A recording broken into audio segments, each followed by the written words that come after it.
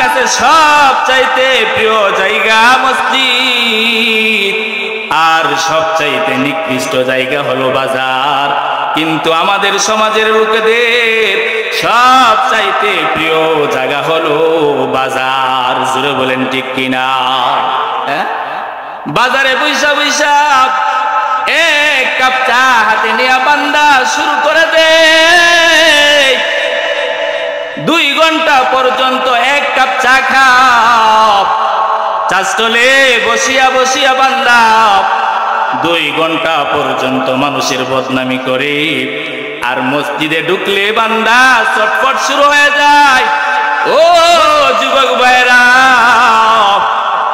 তোমরা জানো না আগামী কাল কি তোমরা বাঁচবা? তোমরা জানো না আগামী কাল দুয়াতে কি শরীক হইতে পারবা? ও মুরব্বী বাবারা, তোমরা জানো না এখান থেকে যাইয়া বাড়িতে যাইয়া যখন ঘুমাইবা, তোমার এই ঘুম থেকে কি মানুষ জাগাইতে পারবি? নাকি সকাল বেলা তোমার মসজিদের মাইক দিয়া এলান হয়ে যাবে অমুক ব্যক্তি নাই? জোরে বলেন আলহামদুলিল্লাহ।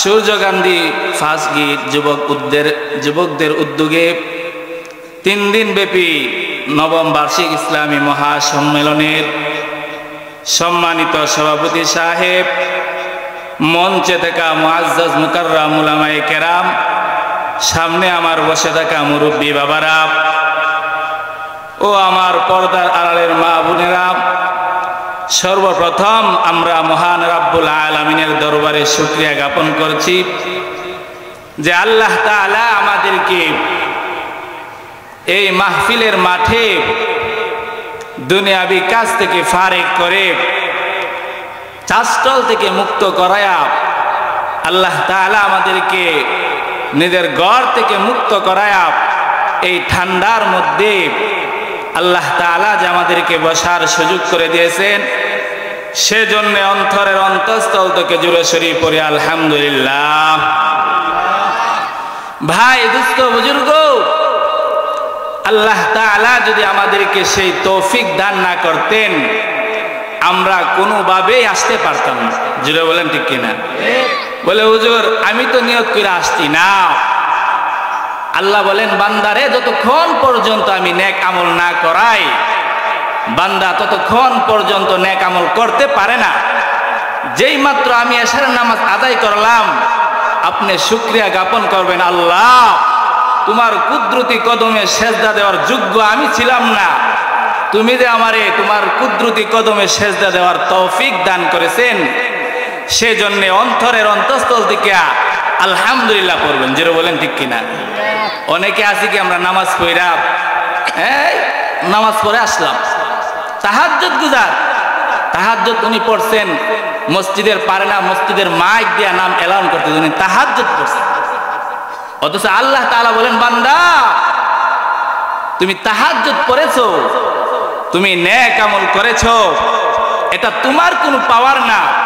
এই পাওয়ার আমি আল্লাহ যদি তোমাকে না দান করতাম, তুমি জিন্দেগিতেও তাহাজ্জুদের নামাজ আদায় করতে পারতা না, এই মাহফিলের প্যান্ডেলের ভিতরে আসতে পারতা না।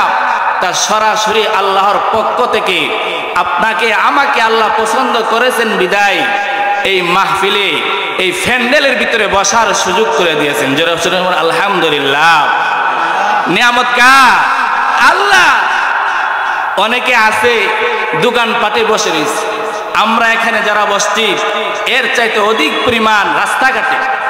কেন? তারা দেখে হুজুরের কণ্ঠটা কেরকম, ওয়া শোনার আগেই দেখে মাশাআল্লাহ না কণ্ঠ আছে, এখন যাওয়া যায়, আগেই ধারণা করে কণ্ঠর জন্য। কিন্তু নেক আমল নেওয়ার একটা ধারণা বান্দাও করেন। আল্লাহ বলেন বান্দা আমি কণ্ঠ দেখি না, তুমি কি আমল করো, তুমি কোন, তোমার তাকওয়া কি, তোমার দিলের তাকওয়াটা কি, আমি আল্লাহ সেই তাকওয়া দেখি। জিরো বলেন সুবহানাল্লাহ। এই জন্য 3 দিন ব্যাপী পবিত্র ইসলামী মহাসম্মেলনের শুরু থেকে নিয়ে আজ পর্যন্ত আজকে 2য় দিন যত হুজুর উলামায়ে কেরাম কথা বলছেন, অনেকের আল্লাহ তাআলার দেওয়া কণ্ঠ আছে, আবার অনেকের নাই। যার কণ্ঠ নাই আমরা তার কথাগুলো কি শুনতে চাই না, কারণ ভালো লাগে। আল্লাহ বলেন, বান্দা কণ্ঠ আমি দান করলাম, সে কি বলে সেইটার দিকে কি করো, তুমি খেয়াল করো, তোমার নিয়ত ঠিক করো। এই জন্য ভাইয়ের আমার, বন্ধুর আমার, আল্লাহর রাসূল সাল্লাল্লাহু আলাইহি ওয়াসাল্লাম বলেন, আল্লাহর রাসূল সাল্লাল্লাহু আলাইহি ওয়াসাল্লাম বলেন, আহাব্বুল বিলাদি ইলাল্লাহি মাসাজিদুহা ওয়া আবগাদুল বিলাদি ইলাল্লাহি ওয়া আসওয়াকুহা। আল্লাহ তাআলা রাসূল বলেন, ও বান্দা বান্দিরা, আল্লাহ তাআলার কাছে সবচাইতে প্রিয় জায়গা হলো মসজিদ। জোরে বলেন ঠিক কিনা? কিন্তু আমাদের মানুষের কাছে মসজিদে মানুষগুলা ঢুকতে চায় না, ওয়াজের মাহফিলে মানুষগুলা বসতে চায় না। আল্লাহ তাআলা বলেন, বান্দারে, আমার কাছে সবচাইতে প্রিয় জায়গা হলো মসজিদ। আহাব্বুল বিলাদ ইলাল্লাহি মাসাজিদুহা ওয়া আবগাদুল বিলাদ ইলাল্লাহি ওয়াসওয়াকুহা। ভাইয়ার আমার, বন্ধুরা আমার, আল্লাহর রাসূল সাল্লাল্লাহু আলাইহি ওয়াসাল্লাম বলেন, আমার কাছে, আল্লাহর কাছে সবচাইতে নিকৃষ্ট জায়গা হলো বাজার। কিন্তু দেখা যায় মাহফিলে মসজিদে মানুষ থাকে না, বাজারগুলাতে মানুষের অভাব থাকে না। জোরে বলেন ঠিক কিনা? আল্লাহর রাসূল বলেন, দুনিয়াতে বেহেশতের বাগান হইল মসজিদ, এটা মসজিদের মাহফিল, কিন্তু মানুষ নাই। ওরে ভাই আমার, বন্ধুরা আমার, ও কালীগঞ্জের বাইরা, আল্লাহর রাসূল বলেন, আল্লাহর কাছে সবচাইতে প্রিয় জায়গা মসজিদ, আর সবচাইতে নিকৃষ্ট জায়গা হলো বাজার। কিন্তু আমাদের সমাজের লোকেদের সবচাইতে প্রিয় জায়গা হলো বাজার। জোরে বলেন ঠিক কিনা? বাজারে বৈশা বৈশা এক কাপ চা হাতে নিয়ে বান্দা শুরু করে দে, 2 ঘন্টা পর্যন্ত এক কাপ চা খাও। চা স্টলে বসিয়া বসিয়া বান্দা 2 ঘন্টা পর্যন্ত মানুষের বদনামি করে, আর মসজিদে ঢুকলে বান্দা চটপট শুরু হয়ে যায়। মসজিদে ঢুকলে বান্দা কখন মসজিদ থেকে বের হয়ে যাবে তার পায়তারা শুরু হয়ে যায়। ও ভাই আমার, বন্ধুরা আমার, আল্লাহর কাছে যদি প্রিয় জায়গা হয়ে যায় মসজিদ, কিন্তু মুসলমানদের প্রিয় জায়গা হলো বাজার। জোরে বলেন ঠিক কিনা? এই জন্যই তো আল্লাহ তাআলা ভূমিকম্প দেয় মাঝে মধ্যে, দেখেন না? কয়েকদিন পরে পরে ভূমিকম্প দেয়। কেন ভূমিকম্প কেন দেয়? মানুষগুলার অন্যায়ের, অবিচার, জুলুম, জিনাখারের অবস্থা যখন অতি মাত্রায় পৌঁছিয়া যায়, আল্লাহ তাআলার পক্ষ থেকে সংকেত দেয়, বান্দা দেখো, আমি কয়েক সেকেন্ডের ভিতরে ভূমিকম্প, এরকম ভূমিকম্প দিতে পারি, সারা দুনিয়া তছনছ হয়ে যাবে। জোরে বলেন ঠিক কিনা? আল্লাহ সংকেত দেয়। ভাইরা আমার, বন্ধুরা আমার,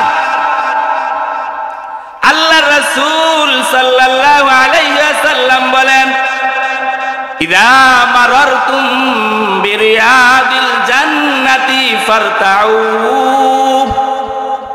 আল্লাহর রাসূল সাল্লাল্লাহু আলাইহি ওয়াসাল্লাম বলেন, সাহাবায়ে কেরাম, তোমরা যখন জান্নাতের বাগান সমূহের কাছ দিয়ে যাইবা, ও কালীগঞ্জের বাইরা, তোমরা তোমাদের কানে যখন মাইকের আওয়াজ যাবে, তাফসীরুল কুরআন মাহফিলের আওয়াজ যাইবে, আল্লাহর রাসূল বলেন, ফারতাউ, তোমরা সেখান থেকে উপকৃত হইবা, অর্থাৎ জান্নাতের বাগানের ভিতরে বসবা। জোরে বলেন সুবহানাল্লাহ।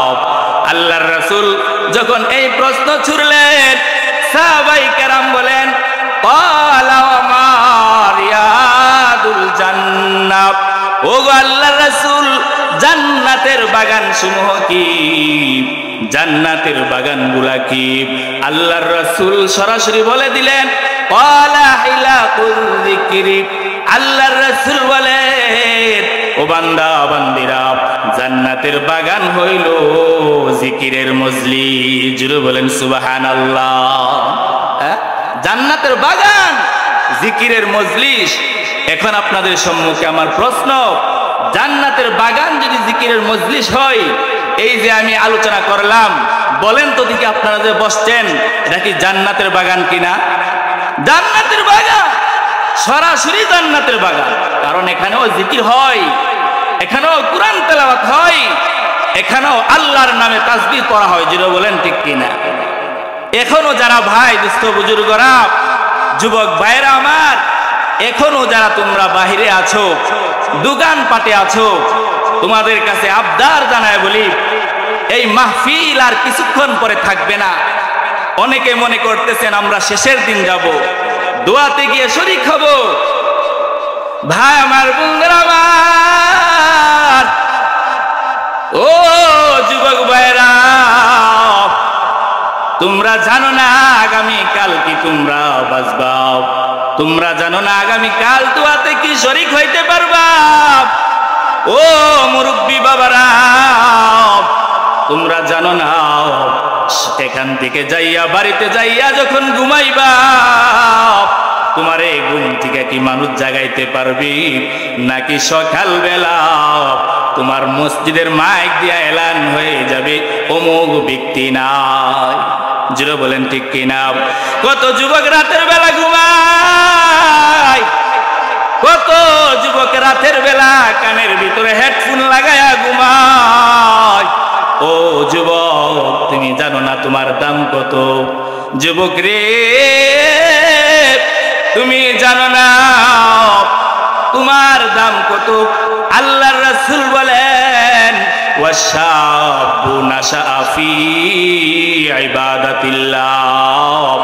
আল্লাহর রাসূল বলেন কাল ময়দানে মাহশরে, কাল ময়দান মাহশর যখন শুরু হইয়া যাইবে, হাসরের মাঠ যখন বাজানরা কায়েম হয়ে যাইবা, হাসরের মাঠ যেই দিন কায়েম হয়ে যাইবে, সেই কঠিন মুসিবতের দিন এক শ্রেণীর যুবকেরা আল্লাহর আরশের নিচে বসার স্থান পাইবে। জুড়ে বলেন সুবহানাল্লাহ। তারা কারা? ওয়াশাবু নাশা ফি ইবাদাতিল্লাহ। আল্লাহর রাসূল বলেন ওই যুবক যে যৌবনে আল্লাহর ইবাদত করে, ওই যুবক যে যৌবনে মসজিদে ঢুকিয়া যায়, ওই যুবক যে আল্লাহর আযাবকে ভয় করিয়া গুনাহ করে না, তারা কারা? আল্লাহর রাসূল বলেন ওই যুবক যে যুবক হইয়াও আমার নবীর ইজ্জতের গায়ে হুর লাগানো, যে যুবক মাথার মধ্যে তাকবীর পড়ে, এটা ওই যুবক যেই যুবক কোরআন হাতে নিয়া আল্লাহর কোরআনকে পড়তে শুরু করিয়া দেই।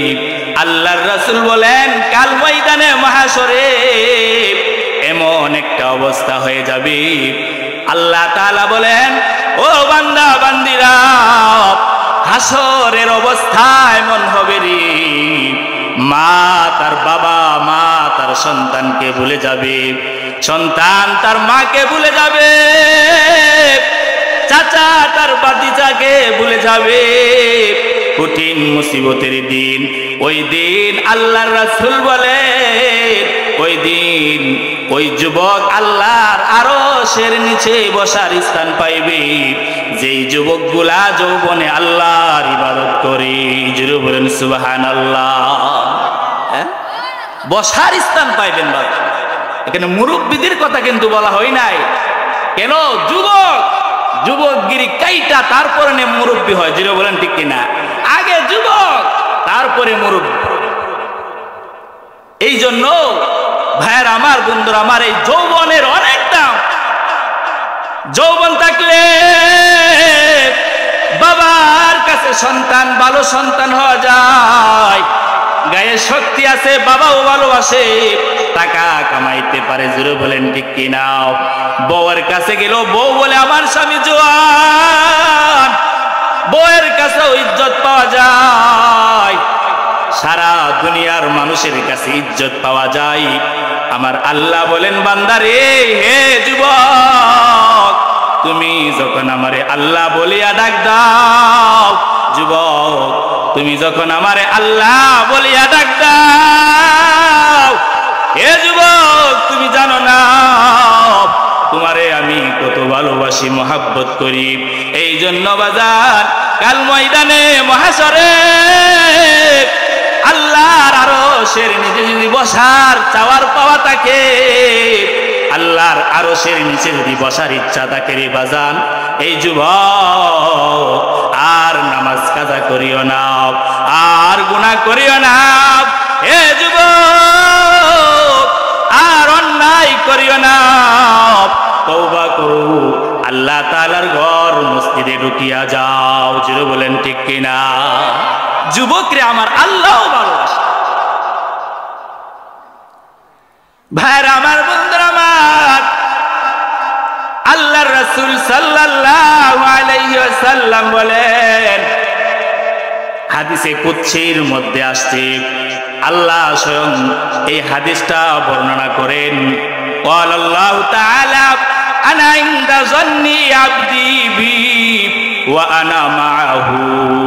সিল্লা বলেন সুবহানাল্লাহ। আমার আল্লাহ বলেন, বান্দা, হে বান্দা বান্দিরা, তোমরা যেই রকম ধারণা আমাকে করবা, আমি আল্লাহ সেই রকম। জিরো বলেন সুবহানাল্লাহ। যুবক তুমি যদি ধারণা করো আমার আল্লাহ আমাকে দেখতেছে, ঘরের দরজা লাগায়া লাইছি মনে করে যদি আল্লাহ দেখতেছে, অবশ্যই আমার আল্লাহ কুদরতি নজর দিয়া যুবক তোমারে দেখতে আছে। জিরো বলেন ঠিক কিনা? এই জন্য আল্লাহ বলেন, হে দুনিয়াবাসীরা, আনা ইনদা যান্নি আবদি বি, তোমরা যে রকম ধারণা করবা আমি আল্লাহ সেই রকম। তারপরে আমার আল্লাহ বলেন, ইযা যাকারানি ওয়া আনা মাহু ইযা যাকারানি। বান্দা বান্দিরা রে, ও কালিগচ্ছের বাইরা, আমার আল্লাহ বলেন, বান্দা তুমি যদি ধারণা করো আমি আল্লাহ তোমার সাথে আছি। জিরো বলেন সুবহানাল্লাহ। হ্যাঁ, তুমি যদি ধারণা করো বান্দার সঙ্গে আমি থাকি, ইযা যাকারানি, বান্দা আমিও তোমারে স্মরণ করি। জিরো বলেন সুবহানাল্লাহ। ফাইন যাকারানি ফি নাফসিহি, বান্দারে তুমি যদি আমারে স্মরণ করো, ফাইন যাকারানি ফি নাফসিহি যাকারতুহু ফি নাফসি। আমার আল্লাহ বলেন, বান্দা আমিও তোমাকে স্মরণ করি। জোরে বলেন সুবহানাল্লাহ। আমার আল্লাহ তারপর বলেন, ওয়াইন যাকারানি ফি মালাইন, ও বান্দা বান্দিরা